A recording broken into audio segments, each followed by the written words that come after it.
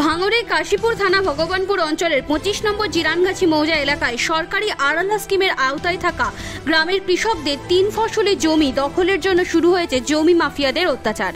গ্রামের কৃষকদের দাবি, এই সকল জমি যেসব মানুষের অধিকারে আছে তাদের মধ্যে যারা কৃষক নন তারা অতি লাভের আশায় তাদের জমিগুলি প্রমোটারের কাছে বিক্রি করে দেওয়ার ব্যবস্থা গ্রহণ করছেন।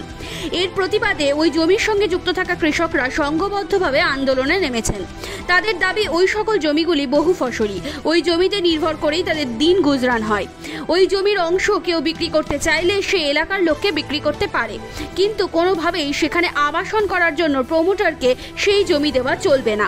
এই দাবি নিয়ে এলাকার কৃষকরা স্থানীয় পুলিশ স্টেশন, রাজনৈতিক মহল পর্যন্ত পৌঁছেছেন।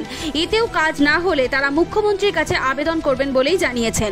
আন্দোলনকারী কৃষকদের সঙ্গে আমাদের প্রতিনিধিরা কথা বলে নিয়েছেন। কি বলছেন তারা শুনবো। এটা মূলত কৃষিদের আন্দোলন, কৃষিদের নিয়েই বিক্ষোভের মূল উদ্দেশ্য কাশীপুর থানার ভগবানপুর অঞ্চলের জিরানগাছি মৌজা নাম্বার 25। এই মৌজাতে বহু ফসলি জমি আছে। সাধারণ মানুষ প্রত্যেকেই কৃষিকাজের সঙ্গে যুক্ত এবং তারা কৃষি নির্ভর, সব কিছুতেই তাদের জীবনযাপন চলে। তো এমতো পরিস্থিতিতে কৃষকরা জানতে পারছে যে স্থানীয় দালাল মাফিয়ারা তারা উঠে পড়ে লেগেছে, তাদের কৃষি জমিকে প্রমোটিং করে তাদের আত্মসাৎ করার জন্য তারা ব্যবস্থা নিতে চলেছে। তো কৃষকরা এই পরিস্থিতি জানার ফলে তারা সকলে একত্রিত হয়ে আজকের দিনে এই বিক্ষোভটা প্রদর্শন করছে।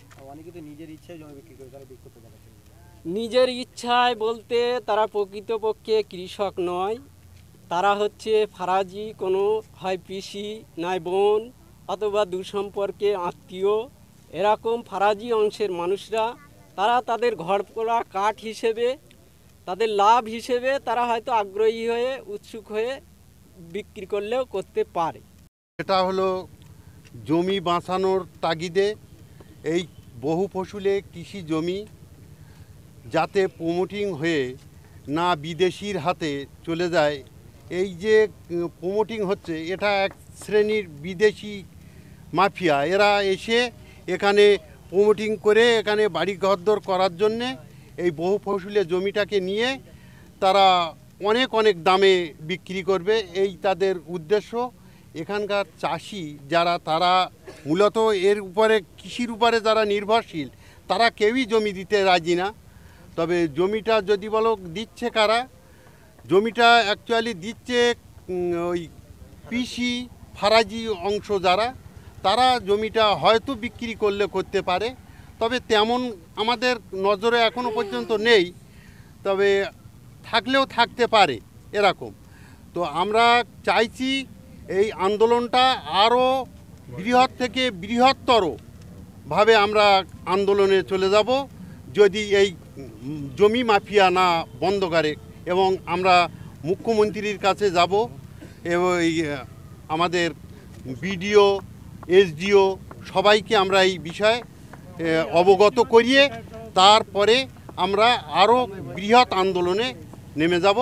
আড়ালাই স্কিমের আন্ডারে এই জমিটা হলো সরকারি আড়ালাই স্কিম। আপনাদের পিছনে যে স্কিমটা আছে এই স্কিমের অ্যাসিস্ট্যান্ট অপারেটরও এখানে উপস্থিত আছে।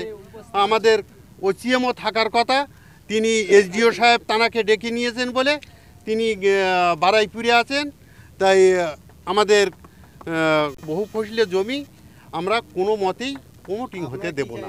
আমরা তো চাইছি যেটা আমাদের পিছনে যে মাঠটা আছে দেখতে পাচ্ছেন, এখানে তো এক জলা জমি নয়, এক ফসলের জমি নয়, এখানে বহু ফসলের জমি এখানে আছে। মানে জমি মালিক পক্ষ আছে, এখানে ভাগ চাষিও আছে। এরা এই ভাগ চাষি এই জমিগুলো করে তাদের জীবন ধারণ করে। এই জমির উপরে এই যে পিছনে একটা সেচ ব্যবস্থা আছে, সরকারি সেচ ব্যবস্থা আছে। তাহলে আমরা চাই যাতে এখানে কোনো আবাসন না তৈরি হোক। এখানে এলাকার মানুষ কিভাবে জীবন ধারণ করবে এই চাষের উপরে নির্ভর করে আমরা চাই সেইটা হোক।